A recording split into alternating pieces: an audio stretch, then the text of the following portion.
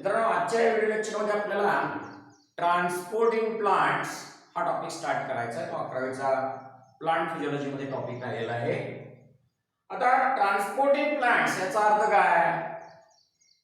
वनस्पतीमध्ये काही मॉलिक्यूलचं transportation movement म्हणजे ट्रान्सपोर्टिंग प्लांट्स. आता बघा, ही जनरल आपला सेन्स आहे. वनस्पती पाणी वॉटर मॉलिक्यूल जे असतं ते रूटच्या द्वारे घेतं आणि त्या पाण्याचं मूवमेंट वरच्या सगळ्या भागाला ट्रान्सपोर्टेशन होतं. पाण्याचं वनस्पतीमध्ये ट्रान्सपोर्टेशन झालं कुठून? Route to stem. आणि वनस्पतीच्या पानामध्ये काय बनतं? फूड बनतं फोटोसिंथेसिसनं. ते फूड वनस्पतीच्या वेगवेगळ्या भागाला आणि रूटला जातं. फूड पानामध्ये जे बनतं ते रूटला जातं. असे मॉलिक्यूल प्लांट मध्ये ट्रान्सपोर्ट होत असतात. मग आता काही सुरुवातीला इंट्रोडक्टरी पार्ट मध्ये काही प्रश्न आहेत. त्या प्रश्नाची उत्तर आपण टॉपिक शिकत असताना स्टडी करायचं. आता काय प्रश्न आहेत ते पाहूया, जे एनसीईआरटी मध्ये दिलेले आहेत. आता प्रश्न असा आहे, पाणी जे आहे ते मुळांच्या पासून टॉल हाईट पार्ट पर्यंत कसं जातं, हा प्रश्न ट्रान्सपोर्टिंग प्लांट मध्ये आहे. मग कशासाठी पाणी हे रूट पासून स्टेम पर्यंत वरच्या भागापर्यंत टॉल हाईट पर्यंत कसं जातं? How water reaches the tall plant, हा प्रश्न आहे. आणि आता समजा हे प्लांटचे सेल आहेत, एकाला एक लागून असे सेल आहेत. हे प्लांटचे सेल. प्लांटच्या सेल मध्ये सबस्टन्सेस मूव्ह होतात.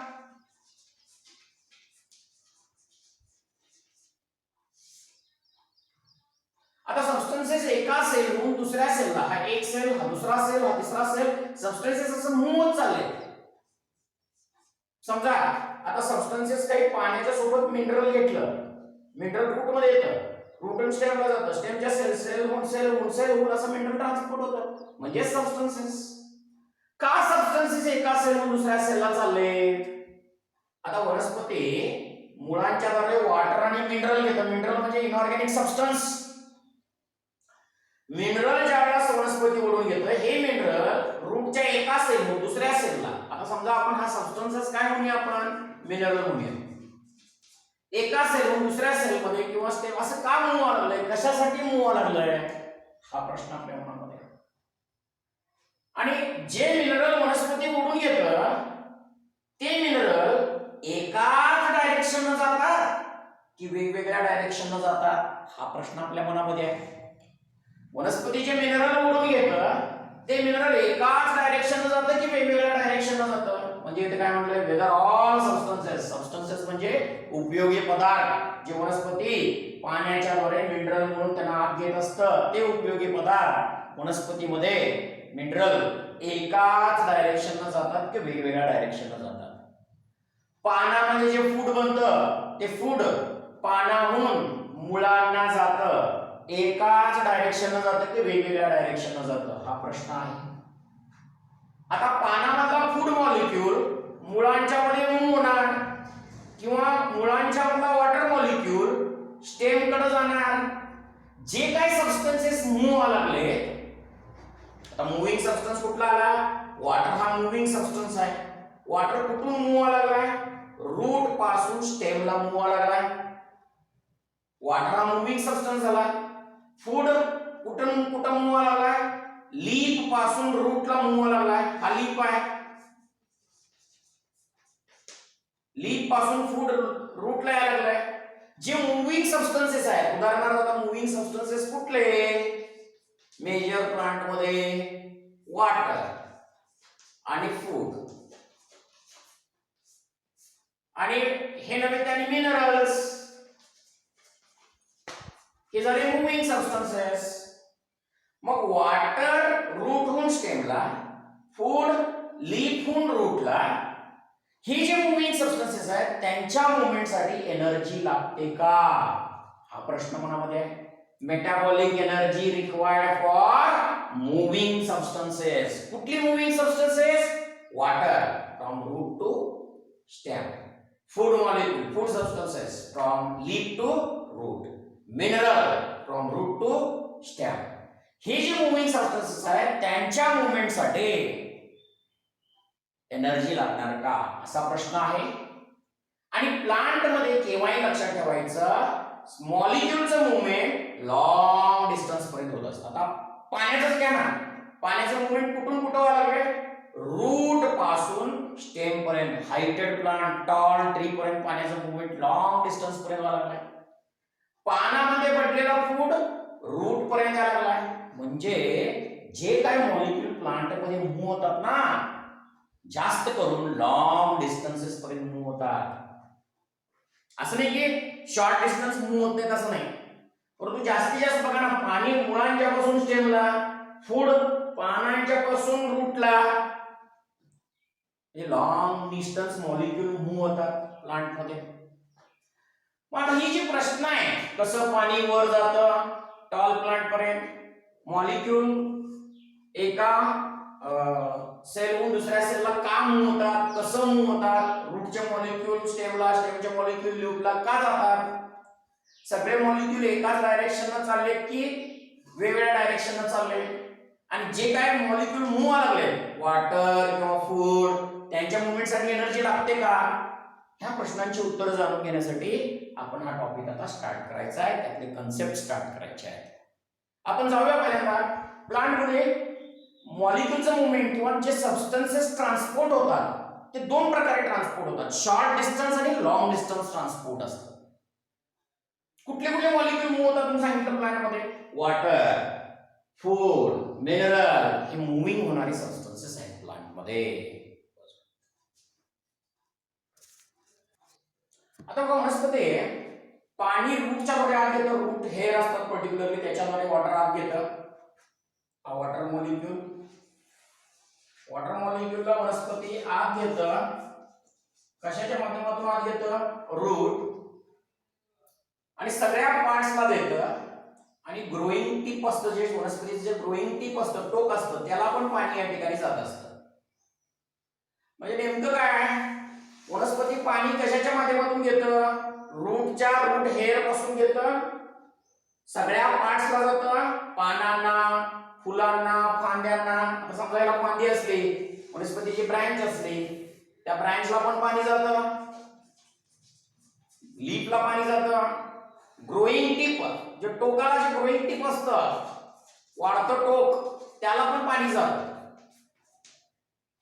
आणि ऑल फोटोसिंथेसिस, फोटोसिंथेसिस म्हणजे काय, जे पानामध्ये फोटोसिंथेसिसच्या द्वारे फूड बनलेलं असतं त्याला फोटोसिंथेसिस म्हणतात. ते पानामध्ये जे फूड बनलेलं असतं ते पण फूड सगळ्या वनस्पतींच्या भागाला जातं, म्हणजे फांद्यांना, फुलांना, पानांना, आणि रूट टिपला पण फूड जातं. जे फूड पानामध्ये बनतं ते रूट टिपला पण जातं, जी रूट टिप जमिनीमध्ये खोलवर गेलेला आहे, डीप इनसाइड सॉइल गेलेला आहे. म्हणजे काय फूड जे आहे ते पानाहून वनस्पतीच्या वेगवेगळ्या भागांना, ऑल पार्ट्स म्हणजे ब्रँच, लीफ, फ्लावर्स.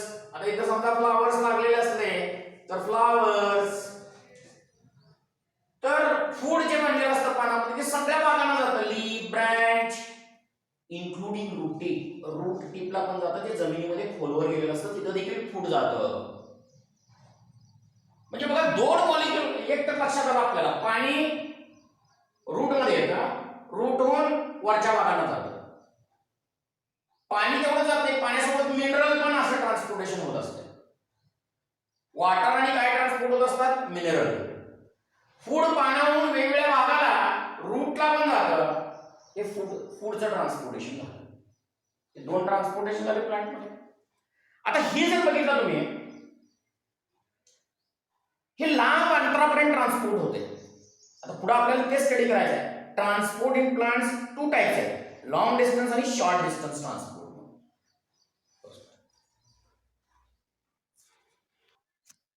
आता बघा types of transport in plants म्हणजे काय, प्लांट मध्ये मॉलिक्युलचं ट्रान्सपोर्टेशन दोन पद्धतीने होतं. कसं बघा, जर मॉलिक्युल कमी अंतरापर्यंत ट्रान्सपोर्ट होत असतील, आता उदाहरणार्थ हा रूटचा सेक्शन आहे,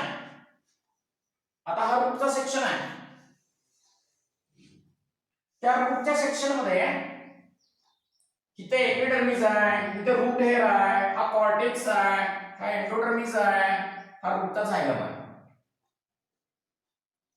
म्हणजे कसं बघा, movement of molecule across short distances, खूप कमी कमी अंतरावर. उदाहरणार्थ पाण्याचं मुवमेंट, आता पाणी इथं रूट हेअर मध्ये आलं, रूट हेअरचं पाणी रूट हेअर सेल मध्ये मूव्ह होणं म्हणजे विदिन अ सेल एका सेल मध्ये पाण्याचं मुवमेंट. आता रूट हेअरला क्रॉस करून एपिडर्मिसला पाणी येतं, म्हणजे एका सेल मध्ये पाण्याचं मुवमेंट किंवा एका सेलहून दुसऱ्या सेलला पाण्याचं मुवमेंट किंवा कुठल्याही मॉलिक्यूलचं मुवमेंट. मॉलिक्यूलचं मुवमेंट एका सेल मध्ये, हा एक सेल, या एका सेल मध्ये पाणी आलं म्हणून समजा, एका सेलहून मॉलिक्यूल दुसऱ्या सेलला, दुसऱ्या सेलहून तिसऱ्या सेलला, म्हणजे हा टिश्यू झाला, हा पेरेंकायमा टिश्यू झाला, within a tissue. Short distances से विदिन अ सेल, से विदिन अ सेल म्हणजे पहिल्यांदा समजा वॉटर कुठं आला, रूट हेअर सेल मध्ये आला, विदिन अ सेल पाणी मूव्ह झालं. हे बघा, रूट हेअर मध्ये इथं पाणी आलं, इथून रूट हेअर मध्ये या अंतरापर्यंत पाणी गेलं, म्हणजे एका सेल मध्ये पाण्याचं मूव्हमेंट झालं. रूट हेअरच्या प्लाझ्मा मेम्ब्रेनला पाणी क्रॉस केलं, एपिडर्मिस मध्ये आलं आणि कॉर्टेक्सच्या सेल मध्ये आलं. कॉर्टेक्स मध्ये हा टिश्यू होतो बघा, कुठला टिश्यू होतो, पेरेंकायमा टिश्यू होतो. मग टिश्यूच्या एका सेलहून दुसऱ्या सेलला पाणी मूव्ह झालं, म्हणजे काय म्हणले, molecule move from short distance से विदिन अ सेल. रूट हेअरच्या सेल मध्ये पाण्याचा मूवमेंट झाला. उदाहरण म्हणून सांगायला, या वॉटर मॉलिक्यूलचं मूवमेंट रूट हेअरच्या ए जागेपासून रूट हेअरच्या बी जागेपर्यंत झालं. रूट हेअरहून पाणी एपिडर्मिसला येतं, एपिडर्मिसहून कॉर्टेक्सच्या सेलला येतं. कॉर्टेक्स मध्ये कुठला सेल आहे, पेरेंकायमा. पेरेंकायमा टिश्यू मध्ये म्हणजे म्हटले बघा, रूट हेअरच्या मेम्ब्रेनला क्रॉस केलं पाणी, cross the membrane and from one cell to another cell within a tissue. म्हणजे काय, कॉर्टेक्स मध्ये जे पेरेंकायमा टिश्यू आहे त्याच्या एका सेलहून दुसऱ्या सेलला पाण्याचं मूवमेंट, हे उदाहरण सांगितलं मी पाण्याचं मूवमेंट. म्हणून लांब अंतरावर ट्रान्सपोर्टेशन आणि शॉर्ट अंतरावर ट्रान्सपोर्टेशन म्हणजे काय, शॉर्ट अंतरावर ट्रान्सपोर्टेशन मॉलिक्यूलचं म्हणजे तिथल्या तिथं एका सेल मध्ये किंवा एका सेलहून दुसऱ्या सेलला,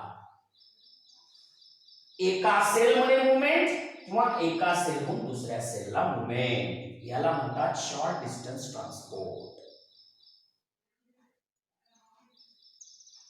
आता दुसरा प्रकार जो आहे तो लॉंग डिस्टन्स ट्रान्सपोर्ट म्हणजे काय बघा. आता तुम्हाला सांगतो, शॉर्ट डिस्टन्स ट्रान्सपोर्ट हे कसं होतं, डिफ्युजन प्रोसेसनं होतं किंवा सायटोप्लाझ्मिक स्ट्रीमिंग प्रोसेसनं होत असते. म्हणजे शॉर्ट अंतरावरती सांगितलं मी, एका सेल मध्ये ए टू बी मध्ये पर्यंत मॉलिक्यूलचं मूवमेंट होणं किंवा एका सेलहून दुसऱ्या सेलला मॉलिक्यूलचं मूवमेंट होणं, मेम्ब्रेनला क्रॉस करून, क्रॉस द मेम्ब्रेन म्हटलं. मग हे मूवमेंट कसं होत असतं, कुठल्या प्रोसेसने होत असतं, डिफ्युजन आणि cytoplasmic streaming supplemented by active transport. Diffusion आणि cytoplasmic streaming supplemented by active transport. Diffusion म्हणजे आता जे मॉलिक्यूल आत येणार आहेत, आता समजा मिनरल येणार आहे पाण्याबरोबर, मिनरल मॉलिक्यूल पाण्याबरोबर आत येणार आहेत, त्याच्या हायर कॉन्सन्ट्रेशन कडून लोअर कॉन्सन्ट्रेशन कडे मिनरल येणार आहेत, म्हणजे डिफ्युजन झालं. मग एका सेल मध्ये मिनरल आले, एका सेलहून दुसऱ्या सेलला मिनरल जायचं असेल तर त्या सेलचा सायटोप्लाझम जो आहे, तसं सायटोप्लाझम जे असतं स्ट्रीमिंग होतं, त्याचं सायक्लोसिस मूवमेंट होतं. तर समजा मिनरल रूट हेअर मध्ये आलंय, मिनरल आणि वॉटर रूट हेअर मध्ये आलंय, रूट हेअरचा मिनरल एपिडर्मिस, एपिडर्मिसहून कॉर्टेक्स, कॉर्टेक्सहून एका सेलहून दुसऱ्या सेलला मिनरल जायचं असेल तर इथं एका सेल मध्ये त्या मॉलिक्यूलचं असं काय होतं तर सांगा बघा, सायटोप्लाझ्मिक स्ट्रीमिंग होते. म्हणजे ते मॉलिक्यूल असं गोल सायक्लोसिस मूवमेंट फिरतात, सायटोप्लाझ्मिक स्ट्रीमिंग होते आणि एका सेलहून दुसऱ्या सेलला मिनरल या ठिकाणी मूव्ह होतात. त्याला म्हणतात शॉर्ट डिस्टन्स. शॉर्ट डिस्टन्स कशाने होतं, डिफ्युजन आणि सायटोप्लाझ्मिक स्ट्रीमिंग. डिफ्युजन म्हणजे higher concentration to lower concentration कडे होणं मिनरल किंवा युजफुल सबस्टन्सेस. आणि एका सेलहून दुसऱ्या सेलला जायचा असेल तर सेलचा सायटोप्लाझम जो आहे असा गोल मूव्ह होतो त्याला सायक्लोसिस म्हणतात आणि मग ते एक दुसऱ्या सेलला ट्रान्सपोर्ट होतात. त्याला म्हणतात शॉर्ट डिस्टन्स ट्रान्सपोर्ट. कसं? डिफ्युजन आणि सायटोप्लाझमिक स्ट्रीमिंग. सायटोप्लाझमिक स्ट्रीमिंग म्हणजे मॉलिक्यूल असं व्हॅक्युअलच्या भोवती गोल फिरतात युजफुल मॉलिक्यूल आणि मग पुढच्या सेलला ट्रान्सपोर्ट केले जातात. आता लॉंग डिस्टन्स ट्रान्सपोर्ट म्हणजे काय बघा. Transportation of molecule over longer distances through vascular tissue system. आता आपल्याला हे जाणून घेण्यासाठी व्हॅस्क्युलर टिश्यू सिस्टम आपण एनाटॉमी मध्ये स्टडी केलंय बघा, प्लांट एनाटॉमी मध्ये. त्यामध्ये आपण पाहिले की झायलम फ्लोएम कॉम्प्लेक्स परमनंट टिश्यू. झायलम आणि फ्लोएम म्हणजेच कुठले tissue system? Vascular tissue system. त्यातून जे मॉलिक्यूल प्लांट मध्ये मूव्ह होतात ते लॉंग डिस्टन्स ट्रान्सपोर्ट होत असतात. आता कुठले बघा, झायलम मधनं वॉटर आणि मिनरल रूट टू शूटला जातात. म्हणजे झायलम या टिश्यू मधून रूट होऊन वॉटर आणि मिनरल शूटला जातं. ग्रोइंग टिप, लीफ सगळे भाग आहेत शूट मध्ये, सगळेच भाग आहेत. वॉटर मिनरल झायलम टिश्यू मधून रूट होऊन शूट पार्टला म्हणजे टोकाचा भाग, पान, ब्रांचेस सगळ्या पार्टला पाण्याचं ट्रान्सपोर्टेशन या झायलम मधून होतं. त्याला झायलम ट्रान्सपोर्ट म्हणतात. आणि फ्लोएम मधून काय होतं?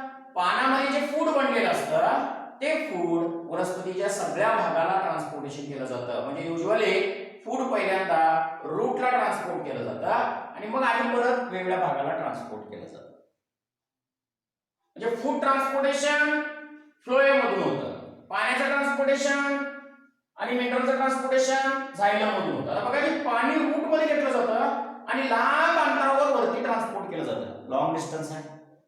फूड पाण्यामध्ये बनतं आणि लांब अंतरावर रूटला पण ट्रान्सपोर्ट केलं जातं, वेगवेगळ्या भागाला ट्रान्सपोर्ट केलं. लॉंग डिस्टन्स ट्रान्सपोर्ट म्हणजे ट्रान्सपोर्टेशनचे दोन प्रकार आहेत, लॉंग डिस्टन्स आणि शॉर्ट डिस्टन्स. शॉर्ट डिस्टन्स म्हणजे तिथल्या तिथं एका सेलमध्ये एका सेलच्या आत एका भागातून दुसऱ्या भागाला किंवा एका सेलहून दुसऱ्या सेलला टिश्यूच्या आत, त्याला शॉर्ट डिस्टन्स म्हणतात. शॉर्ट डिस्टन्स म्हणजे काय सांगितलं? एकाच सेलमध्ये एका भागाहून दुसऱ्या भागाला किंवा एका टिश्यू मध्ये एका सेलहून दुसऱ्या सेलला तिथल्या तिथे ट्रान्सपोर्टेशन होणं त्याला शॉर्ट डिस्टन्स ट्रान्सपोर्ट असं म्हणतात. नुसतं रूट मध्येच, रूटच्या एका सेलहून दुसऱ्या सेलला नुसतंच रूट मध्ये ट्रान्सपोर्टेशन होणार नाही, रूटच्या एका सेलहून दुसऱ्या सेलला, हे शॉर्ट डिस्टन्स आहे. आता रूट होऊन वरच्या भागाला हे लांब अंतरावरती झालं, हे लॉंग डिस्टन्स ट्रान्सपोर्ट झालं. मग लॉंग डिस्टन्स ट्रान्सपोर्ट कुठून? रूट होऊन वेगवेगळ्या भागाला, स्टेम, लीफ, रूट त्याच्यापर्यंत वरच्या भागापर्यंत ट्रान्सपोर्ट. आणि तिथल्या तिथं आता रूट मध्येच नुसतं बघा एका सेलहून दुसऱ्या सेलला, सेलच्या आतच, तर ते शॉर्ट डिस्टन्स झालं. अशा प्रकारे शॉर्ट डिस्टन्स आणि long distance transport. Long distance transport xylem फ्लोएमच्या माध्यमातून होतं. शॉर्ट डिस्टन्स एका सेलहून दुसऱ्या सेलला किंवा सेलच्या आत, हे शॉर्ट डिस्टन्स झालं. उदाहरणार्थ मगाशी रूट मध्ये पाण्याचं तिथल्या तिथं ट्रान्सपोर्टेशन रूटच्या आतच सांगितलं होतं की शॉर्ट अंतरापर्यंत ट्रान्सपोर्टेशन, आणि पाण्याचं समजा रूट होऊन वरच्या भागाला म्हणलं तर ते लॉंग अंतरापर्यंत झालं. असे ट्रान्सपोर्टेशनचे किती प्रकार आहेत? दोन आहेत, शॉर्ट डिस्टन्स आणि long distance transport.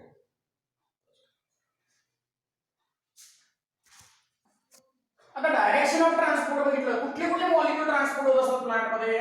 Water transport होत असतात, मिनरल ट्रान्सपोर्ट होत असतात, फूड ट्रान्सपोर्ट होत असतात आणि प्लांट हार्मोन ट्रान्सपोर्ट होत असतात. प्लांट हार्मोन आपण पाहिले, ऑक्सिन, जिब्रेलिन, सायटोकायनिन, त्यांचं ट्रान्सपोर्टेशन होत असतं.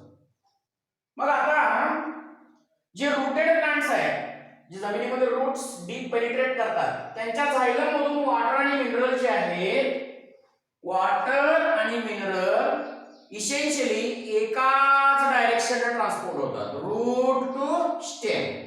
वॉटर आणि मिनरल झायलम मधून टू स्टेम पर्यंत ट्रान्सपोर्टेशन होतात. म्हणजे कसं ट्रान्सपोर्टेशन म्हणायचं त्याला, युनिडायरेक्शनल ट्रान्सपोर्ट. वॉटर आणि मिनरलचं ट्रान्सपोर्टेशन झायलम मधून युनिडायरेक्शनल मध्ये होतं. तर ऑर्गॅनिक आणि मिनरल न्यूट्रिएंट्स. आता ऑर्गॅनिक म्हणजे तुम्ही म्हणाल काय, ऑर्गॅनिक म्हणजे पानामध्ये जे फूड बनतं ते ऑर्गॅनिक, आणि मिनरल न्यूट्रिएंट्स जे मिनरल्स सॉइल मधून ऍब्सॉर्ब करून घेतले जातात ना, मिनरल न्यूट्रिएंट आणि ऑर्गॅनिक फूड. ऑर्गॅनिक फूड जे पानामध्ये बनतं आणि मिनरल न्यूट्रिएंट हे एकाच डायरेक्शनला मूव्ह होत नाही, तर मल्टी डायरेक्शनल मूव्ह होतात. तेव्हा पाणी आणि मिनरल मिक्स असेल तर एकाच डायरेक्शनला झालं. लक्षात आलं मी काय सांगतोय? पाणी आणि मिनरल मूव्ह होत असतील तर रूट टू स्टेम पर्यंत मूव्ह होतात युनिडायरेक्शनल मध्ये. वॉटर मिनरल झायलम मधून. ऑर्गॅनिक आणि मिनरल न्यूट्रिएंट्स, आता मला म्हणायचं आहे पाण्यामधनं मिनरल मूव्ह केलं, वेगवेगळ्या भागाला मिनरल आलंय. पानामध्ये जो फूड बनतो तो ऑर्गॅनिक, आणि तिथला पानामधला जो न्यूट्रिएंट असतो, मिनरल न्यूट्रिएंट जो असतो, इथं बनणारा food mineral nutrient multi directional transport होतात. इथलं फूड फांद्याला जातं, इथलं फूड फुलांना जातं, रूटला जातं. म्हणजे कसं डायरेक्शनल ट्रान्सपोर्ट म्हणायचं, मल्टी डायरेक्शनल ट्रान्सपोर्ट. काय ऑर्गॅनिक आणि मिनरल न्यूट्रिएंट्स. आता हे तुम्ही कन्फ्युज व्हाल, वॉटर आणि मिनरल तर युनि डायरेक्शनल म्हटला, आणि इथं मिनरल न्यूट्रिएंट मल्टी डायरेक्शनल कसं? हे बघा, वॉटर मिनरल रूटवरून स्टेमला जातात, हे करा युनि डायरेक्शनल. परंतु मिनरल एकदा वरच्या भागाला गेले, आता ह्या पानाला मिनरल आले म्हणून समजा, आणि हा पान ओल्ड झालाय, हितला मिनरल परत दुसरीकडे जाऊ शकतो की, हिथं जाऊन फिक्स होत नाही तो. आलं का लक्षात? काय सांगतो, आता समजा मिनरल इथे गेलेला, इथला मिनरल परत दुसरीकडे गेला, म्हणजे अनेक डायरेक्ट दुसऱ्या डायरेक्शनला गेला. हिथं ऑर्गॅनिक फूड बनलंय, हे वरच्या भागाला जातं, पानांना जातं, ब्रँचला जातं. म्हणजे एकाच डायरेक्शनला ऑर्गॅनिक फूड चाललंय का? नाही, मल्टी डायरेक्शनला चालतं. मिनरल आणि पाणी एका डायरेक्शनने गेलं, मिनरल आणि पाणी ह्या पानामध्ये गेलं म्हणून समजा मिनरल, हे पान वाळलंय, हिथलं मिनरल परत दुसरीकडे जाऊ शकतं, म्हणजे मल्टी डायरेक्शनला मिनरल जाऊ शकतं.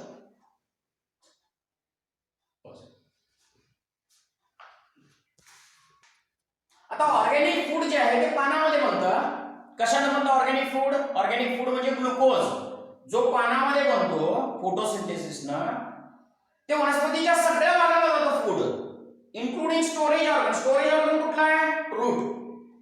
हे बघा, पानामध्ये जे ऑर्गॅनिक फूड बनतंय, ऑर्गॅनिक फूड काय आहे? ऑर्गॅनिक फूड म्हणजे आपण ग्लुकोज म्हटला, इथे पानामध्ये ग्लुकोज म्हटला म्हणून समजा. ग्लुकोज काय आहे? Organic food. आता पानामध्ये बनलेलं ऑर्गॅनिक फूड वनस्पतीच्या सगळ्या भागाला जातं, टोकाला, पानाला, यंग पानांना, फुलांना, आणि स्टोरेज ऑर्गनला पण जातं. स्टोरेज ऑर्गन कुठला आहे? रूट. तिथं ऑर्गॅनिक फूड जातं, पानामध्ये बनलेलं ग्लुकोज नंतर स्टार्च मध्ये कन्वर्ट होतं, आणि स्टोरेज ऑर्गन कुठं आहे? रूटला पण जात आहे. मी असं म्हटलं नाही की ग्लुकोज फक्त रूटला तेवढा जातो, सगळ्या वनस्पतीचे जे ग्रोईंग पार्ट आहेत, फांद्या, फुलं, सगळ्यांना जातो, आणि स्टोरेज ऑर्गन रूटला पण जातं, आणि तिथं जाऊन ग्लुकोज स्टोअर होतो स्टार्च म्हणून. मग तिथं स्टार्च म्हणून जो स्टोअर होतो, तिथनं आणि परत तो एक्सपोर्ट केला जातो वेगवेगळ्या ग्रोईंग पार्ट्सना.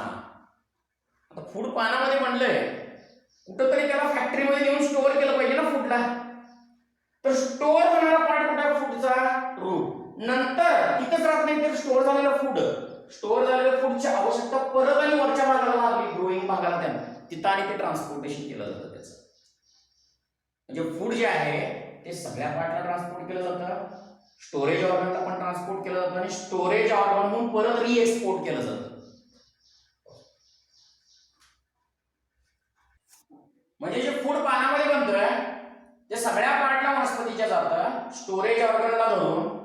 स्टोरेज ऑर्गनला जे फूड जातं, ग्लुकोज जातो, तिथं स्टार्च मध्ये गेलं, स्टार्च म्हणून स्टोअर होतो, परत आणि तो वेगळ्या भागाला रिएक्सपोर्ट केला जातो.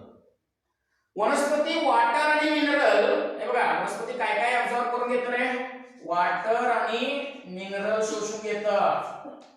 वॉटर आणि मिनरल शोषून घेतल्यावर रूट त्यांना आत घेतात, रूट होऊन स्टेमला जातं मिनरल आणि वॉटर. मिनरल आणि वॉटर रूट होऊन स्टेमला गेल्यावर पानामध्ये जातात, वेगवेगळ्या भागाला जातात मिनरल आणि वॉटर. समजा एखादा भाग ओल्ड झाला, तिथले मिनरल न्यूट्रिएंट्स, आता हे समजा या पानाला मिनरल गेलंय, वॉटर आणि मिनरल गेलंय, हा पान वाढलाय, हा सेनेसन्स झालाय, त्याचा एज झालंय. सेनेसन्स किंवा ओल्ड झालेल्या पानाचे न्यूट्रिएंट्स, मिनरल न्यूट्रिएंट्स परत यंग पार्टला जातात. हे मला म्हणायचं आहे काय ठिकाणी, वॉटर आणि मिनरल रूट घेतं, वरच्या भागाला ट्रान्सपोर्ट करतं, शूट स्टेम लीफला ट्रान्सपोर्ट करतं वॉटर आणि मिनरल. आता समजा या भागाला पहिला ट्रान्सपोर्ट केलं, हा लीफ ए आहे, हा लीफ बी आहे, हा ओल्ड आहे, हा यंग लीफ आहे. आता हे ओल्ड लीफ वाढलं म्हणून समजा, म्हणजे त्याची ओल्ड झाली, एज झालं, त्याचं सेनेसन्स झालं. इथले मिनरल ओल्डला काय गेले, मिनरल गेले, ओल्डचे मिनरल यंगला जातात. म्हणजे मिनरलचं ट्रान्सपोर्टेशन ओल्ड होऊन यंगला पण होऊ शकतं. अशा पद्धतीने आपण ट्रान्सपोर्ट पाहिलं प्लांटमध्ये वॉटर मिनरलचा. तसंच आणखीन एक प्लांटमध्ये ट्रान्सपोर्ट होत असतं, प्लांटचे हार्मोन कसे ट्रान्सपोर्ट होतात ते आपल्याला स्टडी करायचं आहे. इथपर्यंत मी काय सांगितलं, प्लांटमध्ये ट्रान्सपोर्टेशन दोन प्रकारे होतात, शॉर्ट अंतरावरती सेलमध्ये किंवा एका सेलहून दुसऱ्या सेलमध्ये, किंवा लांब अंतरावरती रूट होऊन स्टेम किंवा लीफ होऊन रूटला, लांब अंतरावरती झायलम फ्लोएमच्या माध्यमातून long distance transport, short distance transport, असे दोन प्रकार पाहिले. कुठले मॉलिक्यूल प्लांटमध्ये ट्रान्सपोर्ट होतात, water, mineral, food, plant hormones. आता कुठले युनिडायरेक्शनल ट्रान्सपोर्ट होतात, वॉटर आणि मिनरल रूट होऊन वरच्या भागाला युनिडायरेक्शनल ट्रान्सपोर्ट होतात. परंतु वॉटर आणि ऑर्गॅनिक न्यूट्रिएंट्स, मिनरल न्यूट्रिएंट्स जे आहेत ते मल्टी डायरेक्शनल ट्रान्सपोर्ट होतात. आता इथं ऑर्गॅनिक आणि मिनरल न्यूट्रिएंट्स, ऑर्गॅनिक आणि मिनरल, ऑर्गॅनिक म्हणजे फूड, हे फूड फक्त रूटला तेवढंच जात नाही तर सगळ्या भागाला जातं, मग रूटला पण येतं. आणि मिनरल न्यूट्रिएंट्स जे पानामध्ये असतात, जे पान ओल्ड होते, त्याचं एज होते, तिथले मिनरल न्यूट्रिएंट परत दुसरीकडे जाऊ शकतात. म्हणजे मिनरल न्यूट्रिएंट्स आणि ऑर्गॅनिक न्यूट्रिएंट्स त्यांचं मल्टी डायरेक्शनल ट्रान्सपोर्ट आहे. वॉटर आणि मिनरल ज्यावेळेला मिक्स असतात त्यांचं युनिडायरेक्शनल ट्रान्सपोर्ट आहे. आता पुढच्या व्हिडिओमध्ये आपण प्लांट हार्मोनचं ट्रान्सपोर्टेशन कसं होतं आणि हे ट्रान्सपोर्टेशन स्टडी करत असताना लक्षात घ्या कसं ट्रान्सपोर्टेशन होतंय. आता आपण पाहिलंय रूट मधलं पाणी स्टेम मध्ये चाललंय, स्टेम होऊन पाणी ग्रोइंग पार्ट लीफ मध्ये चाललेलं आहे. हे कसं होतं तर काही फिजिकल प्रोसेसेस आहेत, डिफ्युजन, फॅसिलिटेटेड डिफ्युजन. आता आपण म्हणालाय रूटच्या सेल मध्ये पाणी कसं येतंय, रूटच्या सेलहून पाणी स्टेमच्या सेलला कसं जातंय, डिफ्युजन, फॅसिलिटेटेड डिफ्युजन. कसं ट्रान्सपोर्टेशन होते मॉलिक्यूलचं आतल्यामध्ये सेल टू सेल किंवा एका अवयवाहून दुसऱ्या अवयवाला, त्या फिजिकल प्रोसेसेस बद्दल जाणून घ्यायचं आहे. डिफ्युजन बद्दल जाणून घ्यायचं आहे, ऑस्मॉसिस बद्दल जाणून घ्यायचं आहे आणि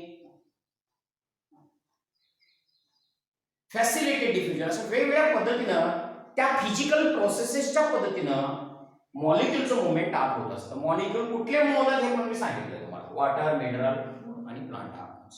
आपण प्लांट हार्मोनचं कसं मुवमेंट होतं ते पाहू. प्लांट ग्रोथ आणि रेग्युलेटर मध्ये आपण ऑक्झिन, सायटोकायनिन, जिबरलिन अशा हार्मोन पाहिलेत ना, त्यांचं मुवमेंट देखील कसं होतं प्लांट मध्ये ते पाहायचं. आता प्लांटचे हार्मोन कसे मूव्ह होतात बघा, ते एका भागाला सिंथेसाइज होतात आणि दुसऱ्या भागाला जातात. आता समजा रूट मध्ये हार्मोन बनले, स्टेम मध्ये हार्मोन बनले, तर स्टेमचा हार्मोन रूट, लीफ अशा वेगवेगळ्या भागाला जातात. ज्या भागाला सिंथेसाइज होतात हार्मोन त्या भागावरून ट्रेस क्वांटिटी मध्ये कमी प्रमाणात दुसऱ्या भागाला जातात. म्हणजे हार्मोनचं ट्रान्सपोर्टेशन युनिडायरेक्शनल असतं. हार्मोनचं ट्रान्सपोर्टेशन कसं असतं, unidirectional. Plant hormone auxin, cytokinin, gibberellin वनस्पतीच्या एका भागामध्ये बनले की दुसऱ्या भागाला जातात, स्टेम मध्ये बनले की रूटला जातात. याला म्हणतात unidirectional transport of plant hormones.